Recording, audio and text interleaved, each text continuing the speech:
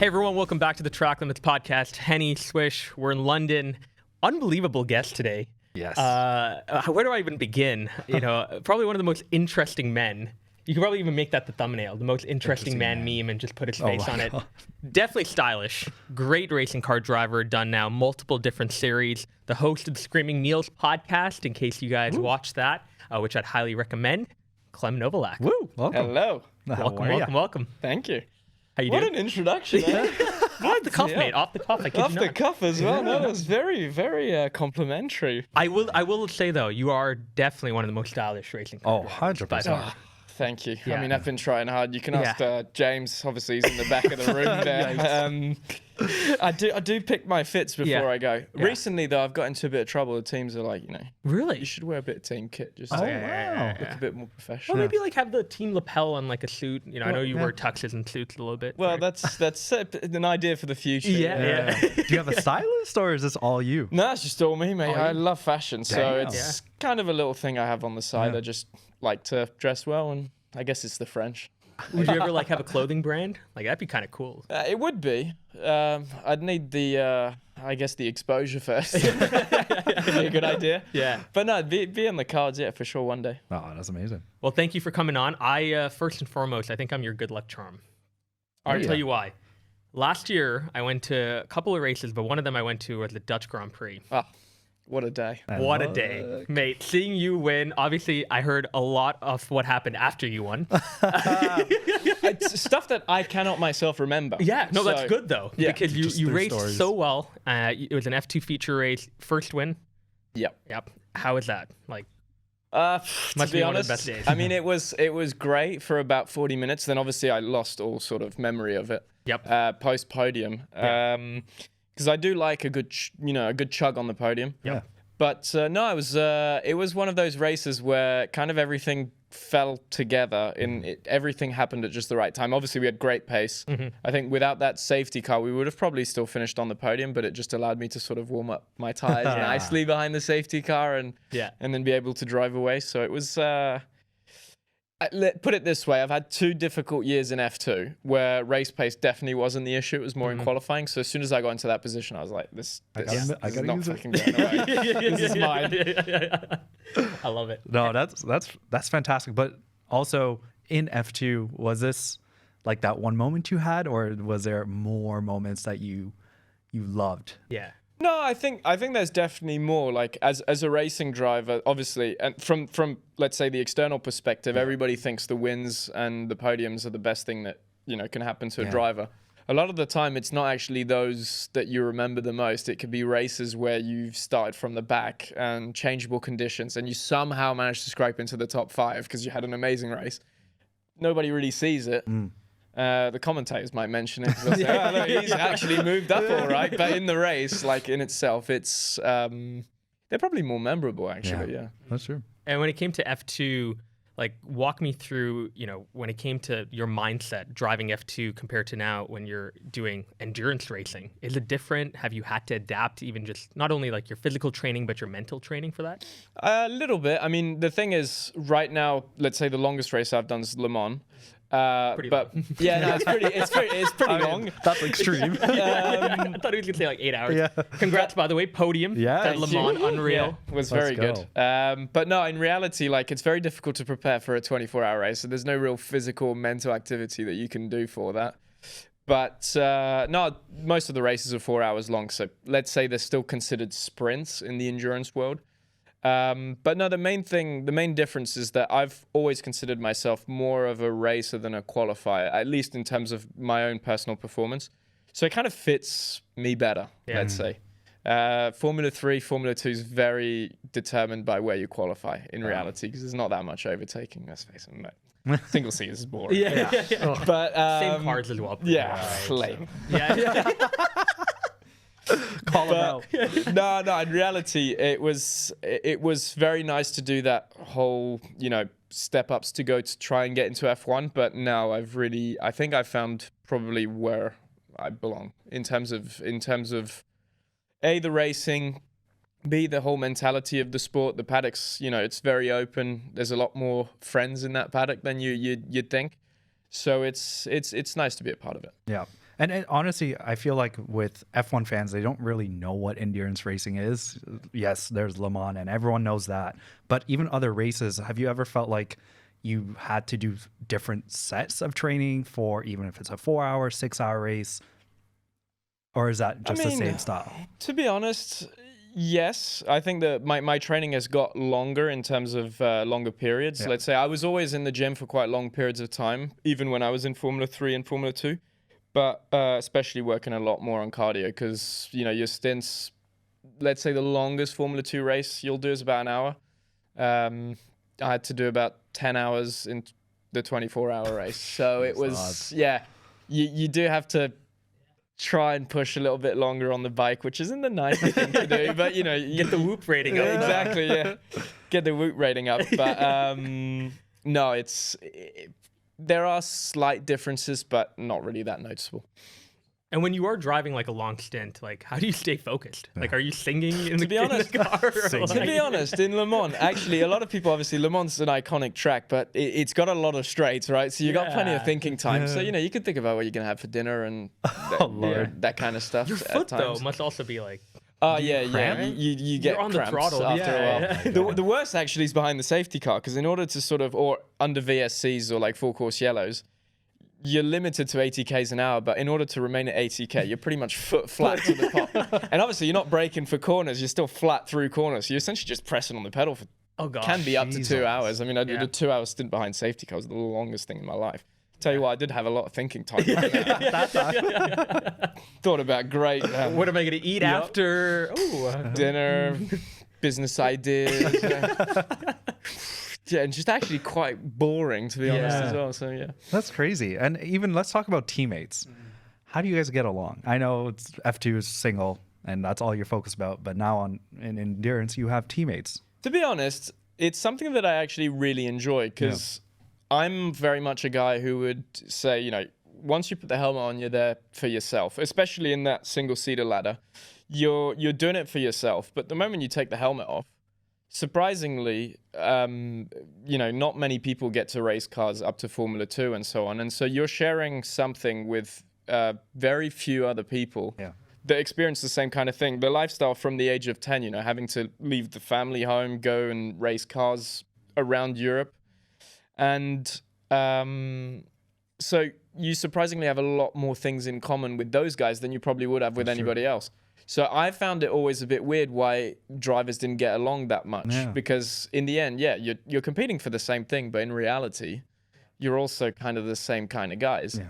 So stepping into endurance actually has been nice because you not only, you know, obviously race for a team, but you've got teammates on the car that you share the car with. So you have to get along with setups. You've got to work. You're essentially working towards the same goal. So as much as it's the opposite in, let's say, single seaters where you're essentially trying to beat your teammate. If your teammate's actually quicker than you, it's not necessarily a bad thing in endurance because it means that A, you can work towards something, or vice versa, you're trying to help them get quicker so that everybody's more or less on the same pace and fast. So it didn't really take that much time for me to alter my mindset towards that, but I love it, to be honest. I really like it, And I've got 2 solid teammates as well. They're good bands. We've got good bands together, so it's good fun.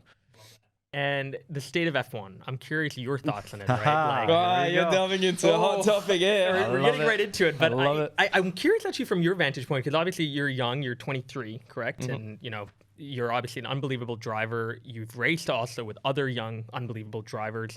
It doesn't feel like there is that many opportunities for people that do well in F3 and F2 to even get into F1 anymore. And is that like a demoralizing thing to some degree that like, yeah, fair enough, you get an Ollie Behrman from time to time, but you do have the Liam Lawsons, the Teo Pourchaires of the world that are just like not able to get a seat in the pinnacle of motorsport. I think it's not been a new issue. I think that's always been an issue with F1, especially with the way it was the last, let's say, 5 years, where a lot of drivers left, a lot of drivers came in. Those guys aren't going anywhere, right? The Lando, George, those guys are here for 15 years at least. So naturally, that doesn't leave much space. You know, you're talking about Ollie Behrmans, but I can remember pretty much around the time I started racing, you know, Robin Freins, he won Formula 4 what was the equivalent of Formula 4, Formula 3, and Formula 2 in his first year. Right. Still didn't get a seat in F1. So he's had the same sort of meteoric rise as Oscar Piastri, but he hasn't got a seat because it's wrong timing. Sometimes the political aspect of it doesn't work. So it's one of the let's say difficult things about F1. But then I also compare it to other sports. Like you've got, I had a really good friend of mine who was a swimmer, and in the end, from the age of 10 up until about 16, he was probably the best there was in his country, and then he stopped growing, and so then the genetics are an aspect of it. So in the end, yes, it's difficult, but it's probably very similar in other sports. You've only got, tennis players, you've only got 50 that actually make a living out of it, or top 100. So in reality, it's part of the job, kind of. Definitely paid by the FIA. I wish there was more teams. I tell you what, I wish there was more teams and more opportunities. Not just myself, but other drivers that I've got along with. And take Felipe, for example. He's won F2 in such a dominant fashion, doesn't get a seat. It's almost like, how? But sometimes it's just the way it goes. And are you a proponent of adding more teams on the grid, or? 100%. I remember the time when Formula One had at least 24 cars on the grid, and you add 4 more seats. Realistically, you can add 4 young drivers in reality, because I think then you'd get a good proportion of guys coming out, young guys coming in, and having, let's say, a higher turnover of drivers in F1. I think today now, I don't want to name names, but there's probably a couple of seats that will likely change next year. But apart from that, that's set pretty much for a while. So as a driver, I think that, most guys in F3 and F2 should put it in their mind that it's probably going to be unlikely that they find a seat in F1. Even if there was a high turnover, you need a lot of luck. You don't need just results. So, yeah. I know Marcus went to Indycar. Would you ever step into an Indycar? I'm curious. It's a good question. I've had that question asked to me many times. You know what? I really like what I'm doing. I'm not going to lie to you. At the beginning of the year, when I hadn't actually raced an endurance yet, I didn't really know. I was like, there's potential there. But in reality, probably not. No, I like what I'm doing. Living in the States, especially in Indianapolis. I don't want to say it's... There are better places to be. There's better places to live, right? I am 23 after all. That's awesome. So, I also see why you did European endurance then. I tell you what, IMSA doesn't have that many races. I'd be open to doing IMSA as well, to be fair. I think there's potential there, but at the moment I'm happy where I am. If you did though, would you be Marcus's teammate, or you're like, nah, screw it, I want my own? To be honest, I think any driver, I think IndyCar's in the sort of similar state to F1. You pretty much take any seat you can. So, if I can get a Chip Ganassi seat, I'm definitely not taking it down. But at the same time, I like I told you, I'm here. I'm happy living in Europe. And when it comes to endurance racing, is there somebody you look at and you're like, that's the type of endurance career I want to have? We've had people like Phil Hansen on the pod, and it's amazing how focused he is just on endurance. He loves it, he breathes it.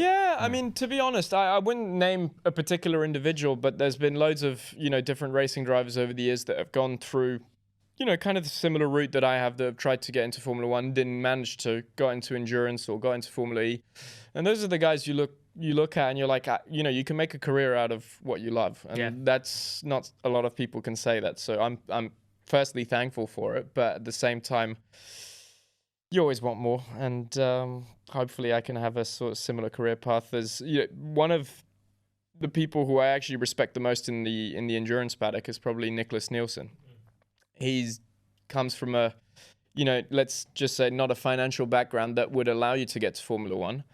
And has turned around and said, fuck it, I'm going to give it a go in endurance. So he started in GTs, worked his way up, managed to get himself on the Ferrari program, and he just won Le Mans. So It's not bad. And you, I think on a pod even said he was blisteringly quick in karting. Oh, karting.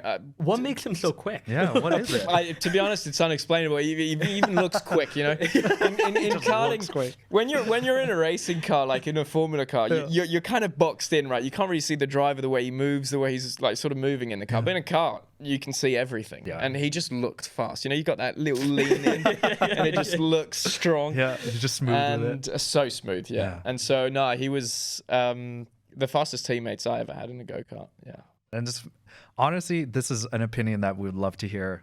Just 2 weeks ago, this whole Max and Lando being good friends off track, they had a little scuffle on track.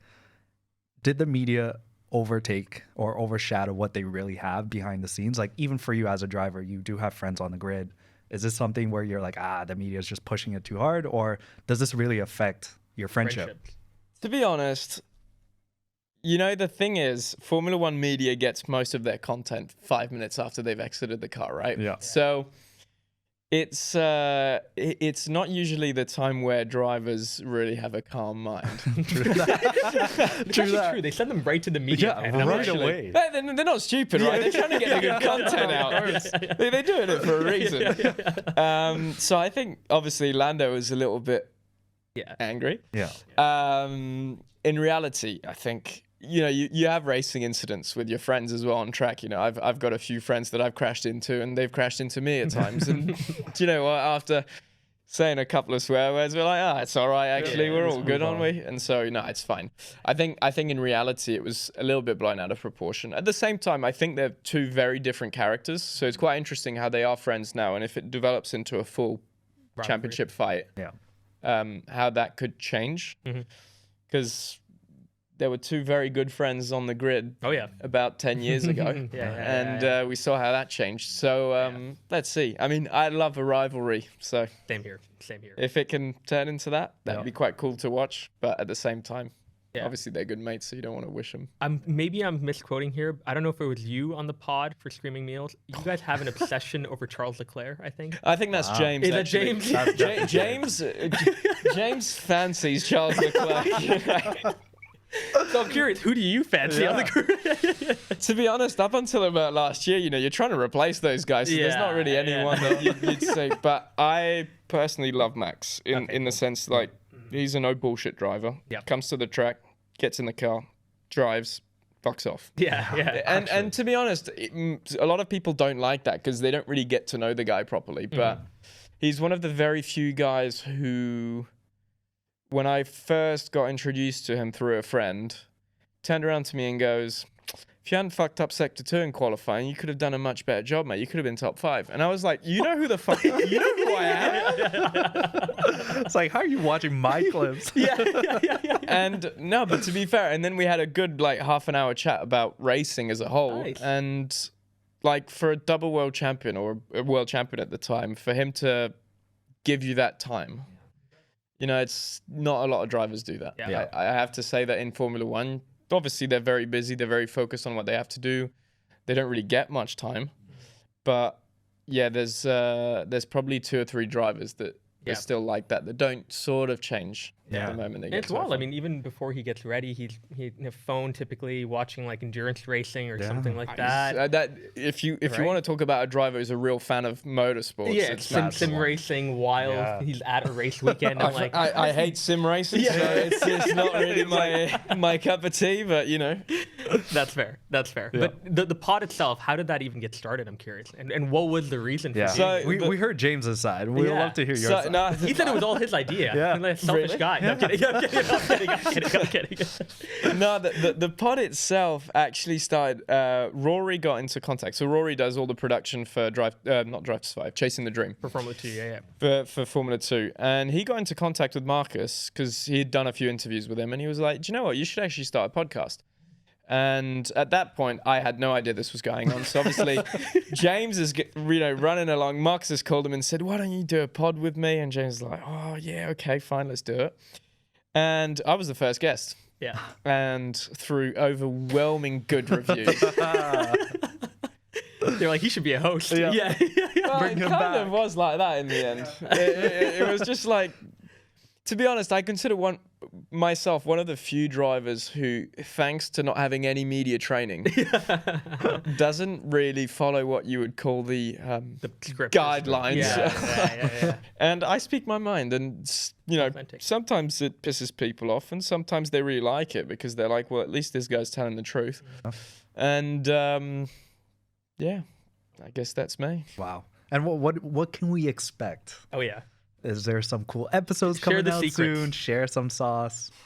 Come on. To be honest, I think James is probably better positioned to answer that than me. But no, we got some cool pods coming up. Yeah. I think we'll stick to pods for now. Mm-hmm. But there's a potential idea there that we might want to turn it into a show, like maybe potentially a car show as well. Because I like the vlogs as well. I think you guys. The vlogs are definitely cool. I think that in reality, the vlogs are very much motorsports oriented. When there's a general idea for us to go into multi-sport, let's say. I'm an athlete. I've been racing since I was 10, so I kind of know what usual athletes have to go through. The training, the regimen, everything around it, and so on. So I find it quite interesting when you've got different perspectives from different sports. So maybe one day we'll have enough clout to get some proper guests on, eh? Who's your favorite guest so far? I'm curious. Jamie Chadwick. Jamie Chadwick. Nice. Wow. Okay, I'll have to say, Yeah. point blank, Jamie Chadwick. I think James said the same thing too. Actually. Yeah. Jamie was really cool, really open. Great wine taster. I mean, the wine tasting went great. She knew the notes and everything. She was almost French. I know. And no, she was a really, really cool guest. Yeah. I have to say that was probably I mean, I don't like to say it was the best one because we've had a lot of good podcasts. Generally speaking, with the sort of let's say post-show as well, we tend to go have dinner, get some more drinks in us, and so it usually turns into a nice little event. But no, they've all been great, let's say, but I think that was the standout. I was going to say, let's make this spicy. Who's the worst? Oh, damn. No comment. Rightfully so. I don't think it was bad. It was just the stress, the aftershock. I think we know what you're talking about. The last question for Q1, backbone. We hear the verbiage used by the Screaming Meals people quite a bit. Do you want to explain to the Track Limits audience what is a backbone? So backbone, the word obviously is derived from the spinal column, which is a primary element of the body in order for it to function. Right. And a backbone, we consider anybody who contributes to society in any way. So like paying your taxes, or no, it could be not necessarily. Taxes. I mean, it could be.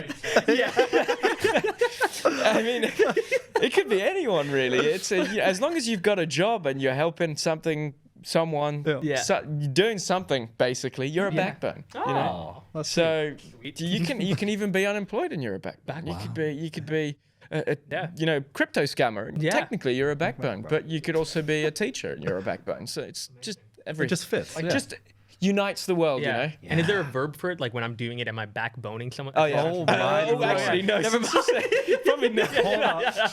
No, I'll stick away from that one. Let me just distance myself from that comment. Yeah, I didn't think that went through anyway. We're just beeping that part out. That's Q1. Rating? Let's give him a green sector. Green? Yeah, you have to basically every Q1, Q2, Q3, we're going to give you like a color, purple, green, or yellow. Yeah. Sector I think time. we've only given like 2 people yellow. Yeah. That was really good though. Yeah. But Henny's pretty harsh these days. So Yeah, we gave give you Arv a green. yellow. He took that. I'm giving you a purple just for that comment.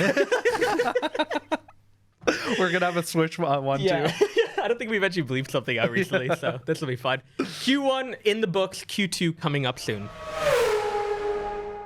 Henny, tell our awesome viewers out there how one of our favorite sponsors, Surfshark, have benefited us recently in our travels. Oh man, they came to the rescue, and I can't even tell you how much. And it starts from all the traveling we've been doing the past few weeks, and the beauty of accessing all the F1 races, regardless of where we were in any country. As long as there was Wi-Fi access, we turned it on, and we were watching all the action. And it's so easy to do as well. And let's not forget, it keeps our IP address hidden, which is so crucial for our data and our data sharing. Yep. So it was really beneficial for us. 100%. And you know how big our team is. Oh, yeah. And we were all using the same account regardless of how many devices we had, how many extended cousins and family members we had. We're still using the same account. Perfect. So guys, for everyone out there, follow the code in description below and get 84% off and 4 months on top of that. Ooh, we can't get better than that. Make sure you go and register right now. Welcome back to the Track Limits podcast. Clem, you made it through to Q2. How do you feel? Oh, mate, I'm proud. I feel like I'm driving a... Oh, actually, no, I'm not going to say it. Anyways, question, now are very much going to be around you and your kind of off-track life. Because we're kind of curious. You're young. You started racing at a very young age. When was it? 10? 10? 8. 8. But professionally, probably 10. Well, Yeah. professionally. Yeah. Karting, let's say. Yeah. And I understand. We'll wrap this whole question with, like, obviously there's a level of privilege in your life, right?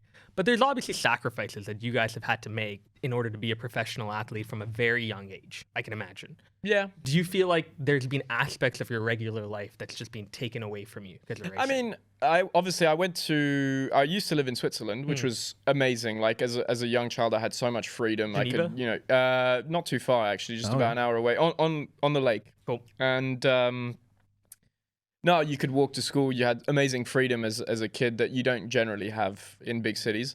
I love the freedom with walking to school. No, but I mean, like, you know what I mean. You can go out and see your friends. Unlike in America. No, you can too. But in the sense, like, you didn't have to ask parents for Of course, anything. yeah.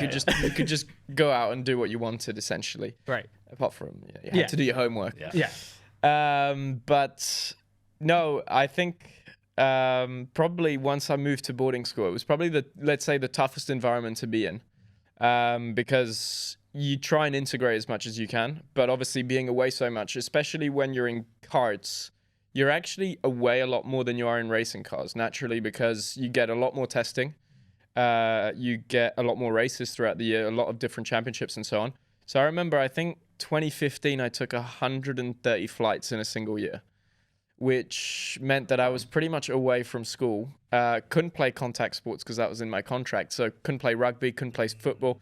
So essentially all the time that you're spending with your mates playing sports, essentially you're not doing anything. Cricket, no, I didn't play cricket either. cricket, That was out of choice, really.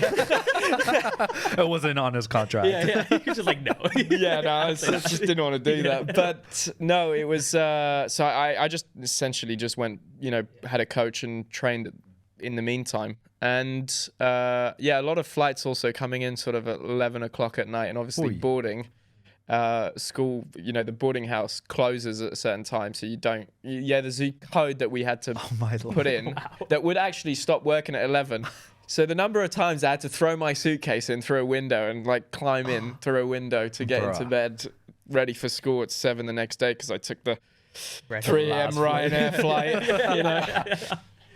Wow. Yeah. A few sacrifices here and there, but I consider myself like, and also racing drivers as a whole, quite lucky, because the moment you move into cars, you do have to train a lot, and let's say it's more physical training, but it's not like, let's say, play football where you have to constantly, or play tennis. I've met a lot of tennis players that told me essentially they'd go to school at 8, but they'd be playing tennis from 6 a.m. and then they'd get out at 4, and then they'd be playing for another 3 hours and then do homework, and then you pretty much have no social life at all. And I was lucky in the sense that I think in racing it's a little bit more relaxed. And we heard you're a DJ. What is your DJ name, sir? I don't actually really have one, to be honest. James, make one right now. DJ name for him. I know what it is. What about DJ Novo? No. It's actually it's a funny story. It's Majorelle. What? Yeah, based on the fact that I don't know, I felt really inspired when I was young. I went to Morocco.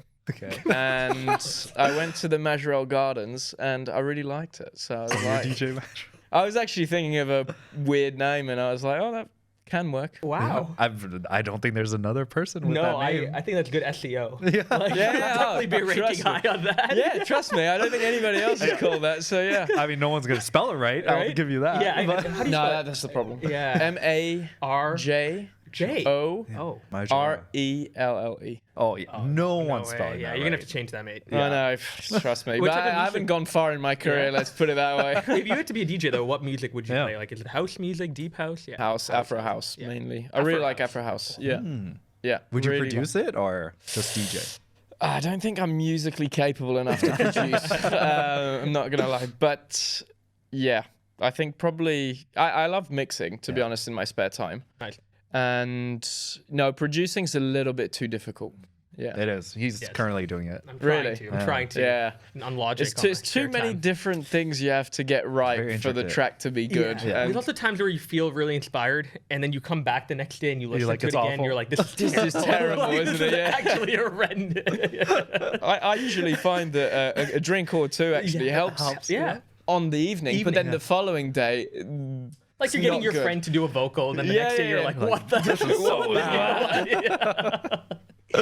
Karting. Did you enjoy your karting days? Is there anything you Yes. miss about it? It's probably I think that most racing drivers would say that that's the thing they miss the most, because you're one-on-one with your mechanic. There's no pressure. You have so many races throughout the year that you don't really have time to, let's say, have a bad weekend and then have 2 months off or a month off, and you're like, fuck. I remember the last time I was in a car, it was fucking dreadful. Don't really want to go back to that. Yeah. No, yeah, it was definitely the most, I guess, the truest form of the sport as well, because the racing's so cool as well. Like, you're so close. I remember qualifying sessions where, you know, you'd be a 10th off, Yeah. you'd be 12 places down. Wow. And you've got 12 guys in a single 10th, so essentially you're having to make no mistake whatsoever. But then at the same time, you've got so much testing that everybody is that close. So it makes for cool racing, yeah. Any cool like places you karted at that you're like, that track was? I mean, I think most guys who race karts will know La Conca. It's a small track in southern Italy, and it used to rubber up, like, in terms of grip, so much Really? that put it this way: if you did a qualifying heat or didn't, let's say, finish in the higher places, everybody's got to go through the weight scale, right? So everybody's coming on. And if you're at the back of the queue, because the track's got that much rubber on it, essentially you're having to, Like Take off your shoes. yeah, you're scraping off my the rubber off God. the shoes after the session. If you're at the back and you're having to push the cart, Yeah. firstly you pray that the cart doesn't actually get stuck. But there's been instances where guys have done the track walk and have literally just Like sticking. Yeah. and Oh the my shoes God. come off, and you're like, shit, how the fuck do I get that back? Yeah. Yeah, this is gone now. Yeah. That's incredible. Wow. What? Yeah. Where is this? Where's it located? In southern Italy, in Brindisi. Yeah, it's And on hot. top of that, they used to put like a sort of a layer of, I don't really know what it was, but on the track that made it so rubbery that it wasn't, you know, there were instances of guys actually flipping based on the rubber. Yeah. Because there was that much grip that they'd get on two wheels and the just thing would flip. just go Wow. over. Yeah. Oh my God. I mean, what? Yeah. It's, I'm like trying to process this right now. That's crazy. But even talking about friendships within F3, you won your championship. F2, on track, like you said earlier, you guys are fierce competitors. But off track, in the paddock, what are those relationships like to you? to be honest, Who are your mates? Who are my mates? Yeah, I mean, I have quite a few good friends now. That the funny thing is, they've all sort of spread out in different categories of motorsports. So it's quite nice to have so many different people in different areas where you can sort of have an idea of what's going on in those paddocks, what the race weekends are doing. Notably, I mean, in this paddock currently, I think Arthur Leclerc is probably the one I'm closest to, because we both obviously did Formula 2 last year. We've gone into endurance. We both enjoy it. Yeah. I guess we're also both French, or he's Monegasque, so it kind of, the language is easy for us. And we do have great dinners. Like, generally speaking, we won't see each other much during the day, but we'll at least once a weekend, you know, give a phone call, let's get dinner. And there's nothing raunchy in the group chats, the F2 group chats and stuff. I mean, there's actually no centralized F2 group chat, I No don't way. think. But Well, They at least are at group least- chats though. Yeah. Oh yeah, there's definitely group chats about. Yeah.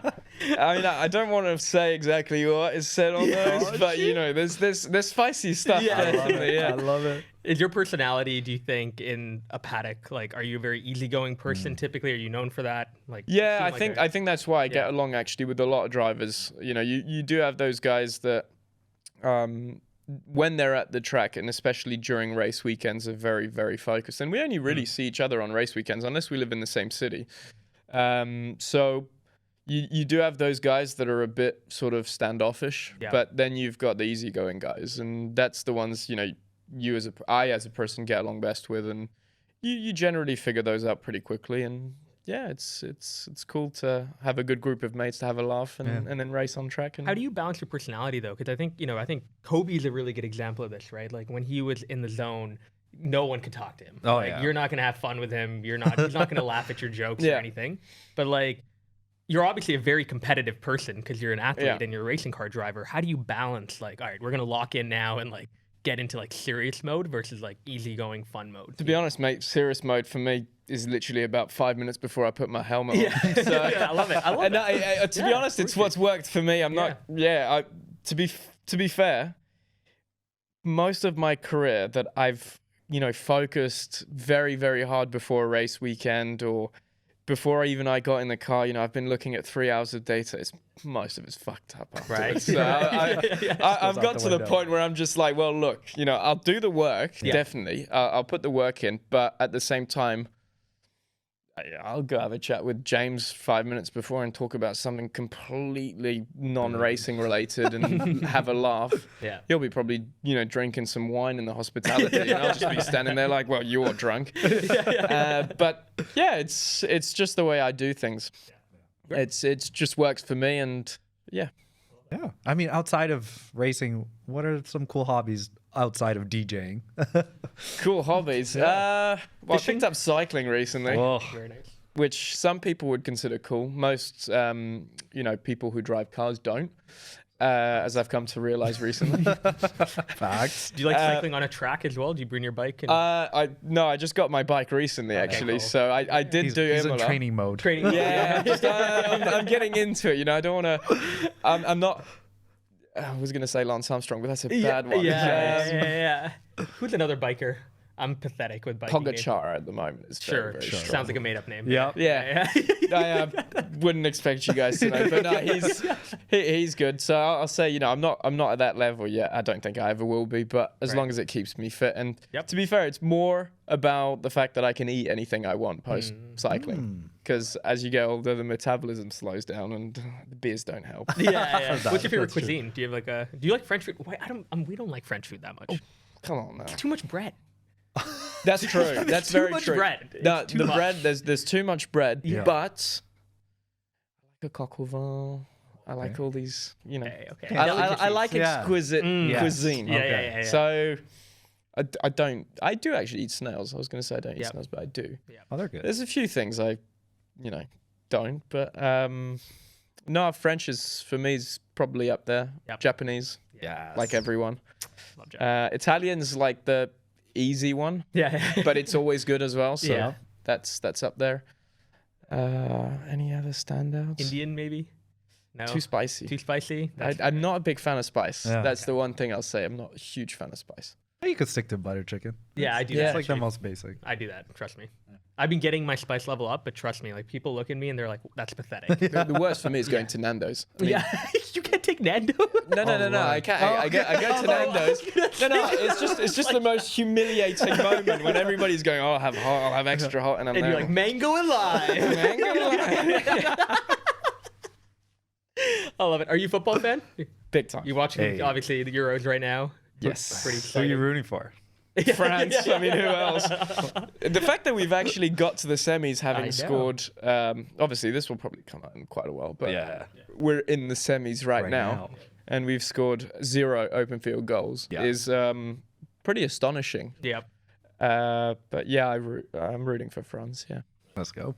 Final question. What advice would you give to an aspiring young driver? Let's say they're 10, 12, 15, 18. This is my quote moment. right? Yes. That's what I'm saying. This is like the Drop trailer the moment. heat. Drop What some fire. advice? Nothing too basic now. Be a backbone. No, that's a lot. Don't think too much. Mhm. Do what you want to do. I mean, there's a lot of people in the sport that will, influence your decisions. But I was one of the few drivers who had my dad manage essentially everything from very early on. And obviously when he passed away, I kind of still had help from around the outside, but took my own decisions. And, I've made mistakes, in certain instances around my career, but you don't regret those because at the time, those were the best decisions that I could think of. And I think a lot of people in their careers will, look back at certain moments where they were overly influenced by external factors that put them in a situation and say, fuck, I regret doing that. When in reality today, I really don't have any regrets on anything that I've done so far. So, I'd say don't think too much and do what makes the most sense for you at the given moment. Fun. That has to be a purple. Yeah. Come on now. Yeah, That's we'll a give it a purple. sector. I love it. That was brilliant. I always Yeah. peak in sector 2, and I put it in the buzzer in sector 3. Here we go. Rapid fire round coming up. You definitely don't want to miss it. Stay tuned. Welcome back to the Track Limits podcast. Henny, we are now getting into our favorite segment, We are. the rapid fire round. I am very nervous. I don't know why. I'm nervous for what Clem's about to say. Exactly. Yeah. We're worried about his answers. Yeah, but Clem, So am I. full of fire, rapid. That's what we want. Okay. Yeah. First question: what country would you like to race in that doesn't currently have a major race? Ooh. And we're off to the races. We're already Albania. Albania. Interesting. Wow, interesting. I don't know. yeah. I think it was in. Actually, Croatia. Oh, yeah, okay. yeah. Okay. No, Nice. Andrew Tate lives. Anyways, Yikes. yeah. Watching historical what? This question doesn't make sense. Historic F1? What Oh does yeah, that the mean? Monaco. Oh, like Historic. Monaco. Oh, Yes. Or Indy 500. Which one? Indy 500. Okay. If you were trapped in an elevator with a current F1 team principal, who would it be and why? Fred Vasseur. And why? Because he's a joker. And he's probably got a lot of stories about non-racing related stuff that I'm sure would be Nice. interesting. So you really wouldn't want to get out of the elevator. You're Yeah, not you banking just on want that. Yeah, no, I Yeah. guess I'd be there for a while. So yeah. Yeah. Get the Ferrari contract. Signed. If that's an added perk, why not? Yeah. What regulation change would you institute into F1? Whether it's like double points on the last race, regulation change. I'd do more points definitely, because Yeah. then I think a lot of the lower ranked teams would, get a chance of actually having a fight and fighting for championship positions. So that's probably what I'd do. Yeah. More points. More points. The most attractive F1 driver of all time. François Sever. Yeah, we're Yeah. putting a photo Right here? Yeah. Like, Yeah. describe him. Blue eyes, amazing blue eyes. Okay, cool. And quite the playboy back in his day. Okay, wow. Okay. Is he dead? Yes. Oh, okay. Unfortunately, Sorry. passed away. R.I.P. Which platform would you delete out of the bigger social media platforms? Twitter or X. Yeah, everyone says that. It's hilarious. I think there's I too many bad comments on there. You even type your own name You search sometimes, it. and you're like, oh, fuck, it's not something I should be looking at before a race. Yikes. The most unpopular opinion you have. Ooh. Could be about anything, by the way. It doesn't have to be about racing. I have a lot of unpopular opinions at times. I think I'm gonna stick away from that question already. Really? No comment on that. I mean, we've had some milder ones. We've had, Yeah. Taylor Swift over Beyonce, which Henny walked out on. Yeah. Yeah. Oh. Yeah, it can be stuff like that. Yeah, it doesn't have to be. Don't cancel you went yourself. really dark. James, what did you say? I'm trying to. You probably know one of mine, actually. He must have said something overrated, I think. I would imagine Yeah. James said something overrated. Whoa. Okay, no. I've got an idea. Yeah, no. You're like, we want him as clients here. Come on. No. This. Tell you what, I really need to delete Twitter after that one. I can see why the hate is warranted now. Oh my god, I love it. This one's for you guys. Moving on. Is that Oscar Piastri's better than Lando Norris? Oh, yeah, There fine. you go. There you go. Say it. I'm not allowing that to be my words. Yeah, you gotta say it now. Yeah. Oscar Piastri is better than Lando. Okay. Wow. If you woke up and realized you became Marcus Armstrong, what's the first thing you would do? Check his DMs. Who do you think would be in his DM? No comment. There we go. If you could have one food for the rest of your life, what would it be? Just one dish. Sushi. Okay. Nice. Yeah. Outside of work, what's your favorite addiction that you have? Like healthy. Yeah. Healthy. I was gonna go drinking, but That could be healthy. That could be healthy. yeah. I'm not saying what. So Exactly. What's your favorite guilty pleasure TV show? Yeah. Gossip Girl. Oh, very nice. Cool. Like, have you watched the whole thing? Oh, Entirety? multiple times. wow. It's kind of the thing you put on in the background. You just sort of let it- tune in every now and then. I did verify this. They did shoot part of it in Toronto. did that. Yeah, Gossip Girl. No I did. way. I searched it up at Convocation Hall at my university, Toronto. Yeah. Not when I was in school, but yeah. Wow. Okay. Wait, where are we at? I lost. The greatest driver of all time, in your opinion? Ayrton Senna. Okay. Although Oh. Schumacher's up there. Okay. I think both are very different drivers, but They're up I think they're both. Put both of them in one, there. you'd have the best of the best by miles. Yeah. Oh, yeah. Your childhood crush? My third grade maths teacher. All right, who I hope is watching. Yeah. Somewhere. No, Just the last name name. drop. No name drop. This is a hot one. Do you think Joe Biden has an 8 handicap? As he claimed. I don't think he has it anymore. Oh my god. I'm gonna distance myself from that one. Like I said, I'd like to delete Twitter, but I haven't. We're going to bleep that one as well. Yeah. For sure. I have political ambitions down the road. Patek or Richard Mille? Patek. Should you wear suede in winter? Hot Yes. take. Yeah. Okay. Yeah. Best cocktail for a first date? Depends. Do you want to? Oh, that's a good question, actually. You want them to like you. Yeah. Yeah.